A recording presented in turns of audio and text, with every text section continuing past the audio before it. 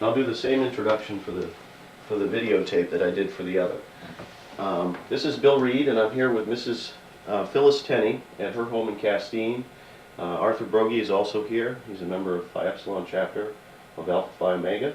And we're doing an interview about Mrs. T and her involvement with the founding and throughout the years with Phi Epsilon Chapter of Alpha Phi Omega. Now I'm going to start the tape again, and then we'll just start from there. Okay? Mrs. T, could you tell us your full name and where and when you were born? My full name is Phyllis Churchill Tenney, as A.R. found out when he was questioned. And I was born in West Medford, Massachusetts, on April 19th, 1914. So it's been a long and happy career. Yes, it has. So you've got a birthday coming up in April. I have a birthday coming up in April. And it doesn't seem possible that it will be 87, but there it is. You can't swallow the years. Yeah. Now where is that in Massachusetts? Just outside of Boston. Just outside of Boston? Tufts. Tufts is in... Tufts, okay. Tufts University. Yes. Okay. Now, your folks were from that area when you were born there? Yes, my father was from Plymouth, and mother was from West Medford. Oh, okay. Now, how did you grow up there in West Medford? No, my father and mother finally moved around a bit and finally settled in Cohasset, Massachusetts, which is a town on the South Shore, and it's at that time was a little country town about the size of Castine here, and it has since grown to be a commuter center. Though I can remember in the days when we used to all hop in the car, mother would drive us down and we'd wait for the 6 o'clock commuter train, which everybody, all the husbands arrived on. So it was kind of fun. It was, as I say, a town about the size of Castine when I was growing up there. So a small town in those days? Small town in those days, a big town now. Now, yeah. How did you happen to come to Castine? Well, this was my husband's grandfather bought this house in 1881. Wow. And converted it to, well, it was a summer place, as a matter of fact, until we moved up here. Then we winterized it and we moved up in 1964, and we've been very happy. We were very happy here. Never regretted a moment of being here. That's great. How did you meet Mr. Tenney? Well, we both went to their academy, which is in Braintree, Massachusetts. Mm-hmm. And he was there for just 1 year and then went to Phyllis Churchill Academy. But during that year, I got my eye on him and I caught him finally. So you chased him? Well, it was kind of half and half. Mutual, huh? Right. Yeah. So you moved here in 1964. What brought you here? Was it the academy? No, it was just Ed's mother had died, and her two sons had inherited that house. And my husband, Ed, bought out his brother, so we moved up here not for retirement. At that point, he had gotten a job with the academy as controller. So we settled in, and eventually I went over to the academy too. Now, how did you get involved with the academy as an employee? Well, the admiral called my husband one day, and I answered the phone, and he asked for Ed. And I said, well, he's out chopping wood right now. With which Admiral Rogers said, well, while I have you on the phone, would you be interested in coming over here to work with the students? And I said, being a good wife, well, I will ask my husband about that and see if he objects, which he didn't. That's great. And so we they gave me the title of social director, which is not, it sounds very important, but it really wasn't that important. And I was asked once whether or not, as social director, what it meant, and I said, well, it just, oh, I know, I guess the question was, have you ever done anything like this before? And I said, oh no, I haven't, but it's just whatever I make of it, because the Admiral said I could do the job. So he had confidence that you were going to do something good with it anyway. Yes, whatever, I could develop it in whatever way I wanted to. So how did you develop it? What did you begin to do with the academy? My goodness, well, I don't know where to start, because I was fumbling along just as much as anyone else. Yeah. What year was that, roughly? 1964. 64. So right after No, excuse me, my husband went to work there in 64. It was 68. And So not long before you got involved with Yeah. the Phi Epsilon Chapter? right. Okay. So anyhow, Jimmy, I'm sort of lost in the. You want to take a break for a minute? Just a minute. Okay, we'll do that. I can stop these anytime. Okay, that part's going. Let me start the tape and we'll pick up where we left off. We left off essentially that it was about 68 or so when the Admiral called Admiral Rogers, you said, Yes. to see if you'd like to work at the academy and be social director. And then you, what year did your husband pass away? In 1972. 72. Yeah. So in 72, when he called to ask me if I would be, he said he was going to put it up to the Board of Trustees, and it was over a weekend, because he disappeared, the Admiral disappeared, and of course the meeting had been on Friday, and I couldn't find him to find out what they had said. And finally, he said, I did run into him on Monday, and he said, well, I have some news for you. Are you sure you want to go? And I said, yes, I'm pretty sure, but I was a little shaky when I said it. And he said, well, they have voted that the rule can be rescinded and you may go on the cruise.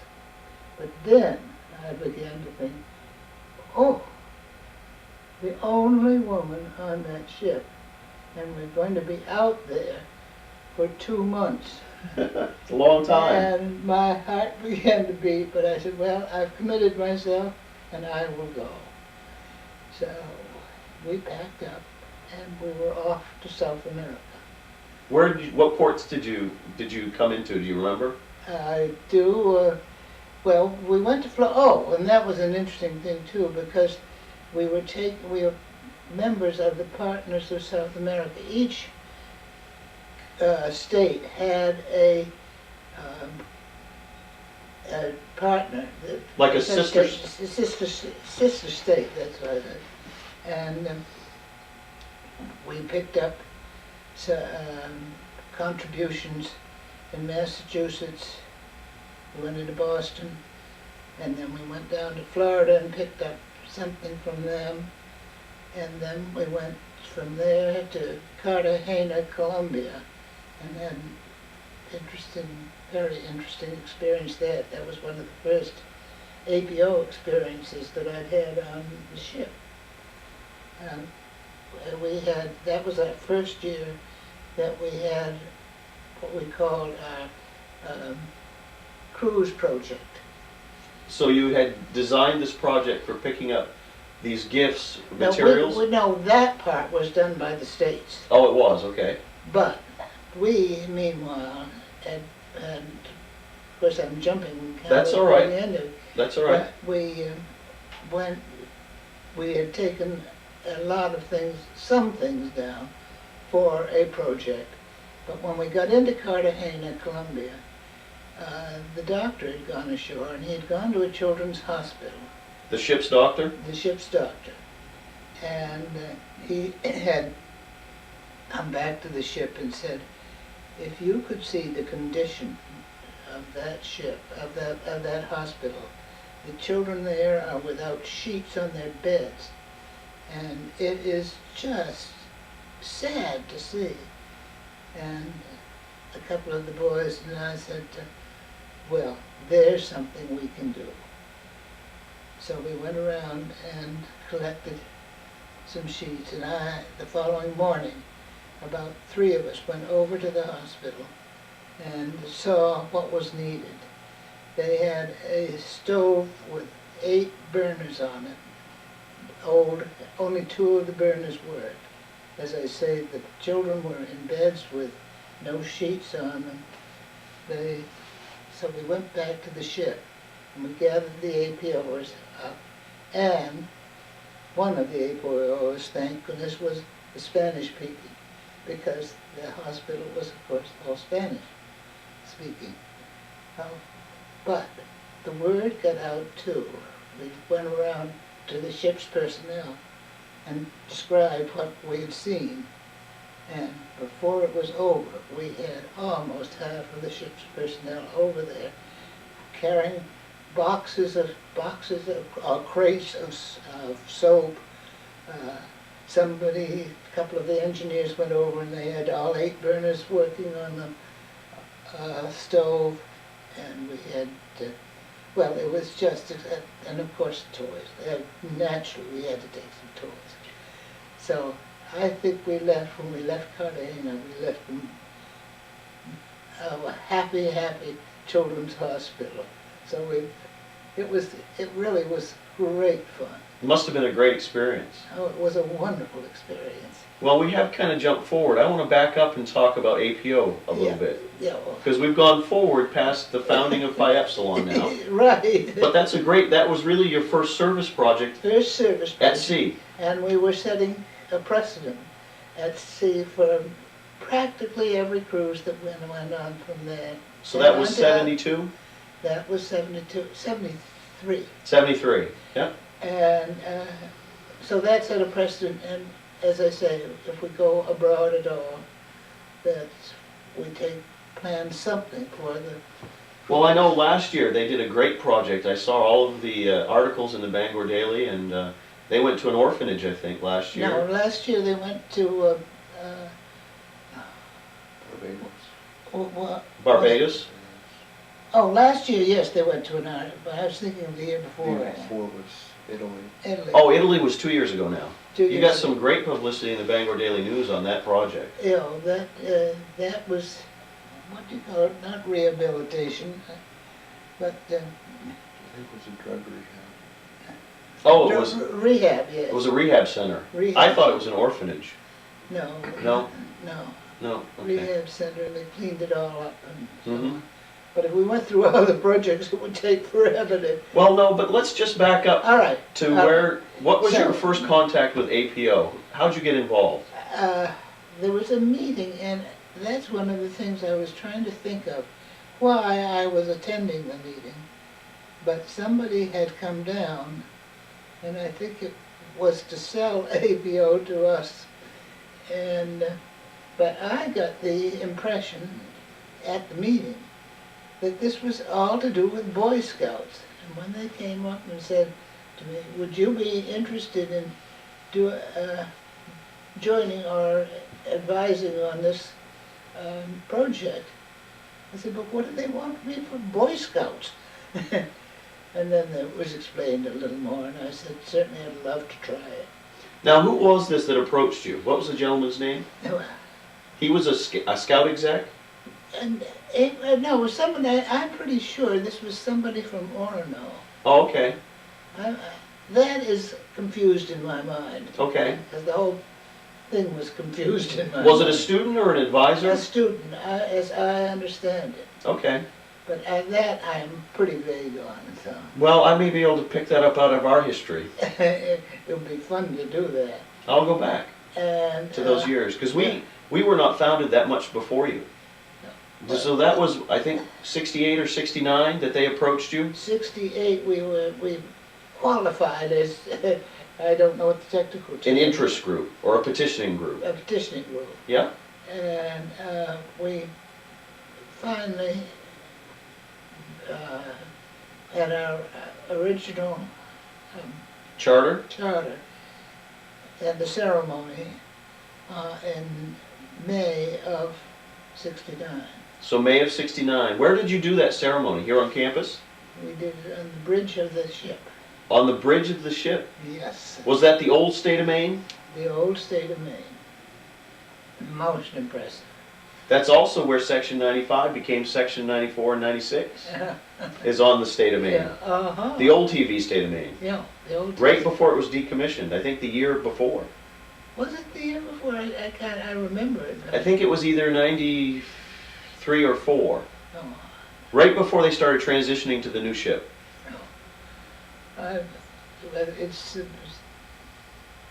Dates are a little, they run That's all right. together. I don't remember which year it was Yeah. either. I was here for a conclave. Yeah. But that conclave where we split 95 was held here at Maine Maritime Yes, I Academy. remember the splitting. Yeah. Because we retired the 95 section flag, Uh-huh, and we each got a 94 and a 96 right, section banner. uh-huh. And I was here for that. I was actually an active member then. So I think it was 93, or spring of 94. Oh. Well, Seems to me it was maybe fall of 93. I don't, dates, I don't remember either, so it's not just you. no, but after all, it's 32 years of recollection. Yeah. So there was a little bit of involvement between the scouts and somebody from Orono, you think, from APO, Yeah. that came down and made a presentation. Who else was there besides you? Who did they make this presentation to? That's what I'm vague about. I Okay. cannot remember. And for some reason, Clint Strout comes to mind, who was a student Here? back then. A student here at Maine Maritime. At Maine Maritime Academy, and is now retired after becoming a chief engineer. But I'm not certain that is true. That's okay. That's fine. No. It's a good name for us to look back at, membership-wise, and But see. Clint, I've seen through the years many times, although he did ship out before retirement from California. I understand you hear from a lot of your former students. Boy, it's been fun. Yes, I do. It's been great. Yeah. Yeah. Well, I think they think quite fondly of you. Well, I don't know, but they keep in touch anyhow. Well, that means something. No, I know. Yeah. I hate to lose them. Well, one that early involvement is already retired. That means you've been with it for a long time. I am now having sons of these coming to school here, and that really makes me feel a little ancient. So children of former students are showing up as students now. As students now. Well, I think that happens to all of us eventually. Eventually, if we stick around long enough. How many years have you been involved in SST? Let's see, well. From 68 and 69. 68 was when I started, and officially 69 Mm-hmm. With the chartering. with the chartering. So that would be, what, 32 years, 33 years? 32 or 33. No. And finally this spring you're going to give up active involvement. Well, I shouldn't say active involvement. You're going to step down as advisory chair. I'm stepping down as advisory chair, and hope they ask me to stay on as an advisor. And you're going to do that. Of course my family tease me. They say, I've heard that before. Oh! So have we backed away from this retirement thing before? We have backed away from this retirement thing before, but I think probably the time has really come this time. Well, you've got a few other good and active advisors that can pick up. We are picking up some good advisors. So the chapter will be in good hands. Oh, yes. And you're just across the street if they need help. But we'll wait and see what develops after we get through the snow and ice. So this spring, are you stepping down in any other way from the academy? Or you're still working for the academy? That is, again, a moot question. Okay. So what do you do? What do you do for the academy these days? Are you still social director? That's interesting. The title is still there, Uh huh. but the chores are much lighter. However, I still do dining in, which is a manners course, and required of all freshmen. The Navy calls that spoons and forks, or spoons and knives. Courtesy, customs, Right. etiquette. And it is now required by the Coast Guard. I think it's required by all of the services for their officers. Well, it's needed. We all come from different backgrounds. Right. Yes, I don't blame the young people. They just have not had the training. Well, I don't think all of our families talk to their children about common courtesy and etiquette these days. But I think this poor AR has heard a million times, but one of the things that they have to do after going to dinner is to write a proper thank you note. And the thank you note that arrived from one of them was, "Dear Mrs. Curtis, thank you and Commander Curtis for the delicious dinner last night. The fish dish was just what my buds have been yearning for." So, now how does one critique that? I don't know. So they're required after dining in to write a thank you to the Commandant and his wife? Well, whomever Hosts. entertains them. Right now, all of them are being held at the President and his wife's house. Uh-huh. So, which is nice for the students to feel that they're getting to know the. Well, they're invited into the home, Yeah. and that's nice. I Yeah. think it's very nice of the President to do that. No, I thoroughly approve of it. I think it's great. But dining in is actually held at Bell Dining Commons, No, the dining. a mess deck. No, it's held at the home of the President. Oh, it is? Yes.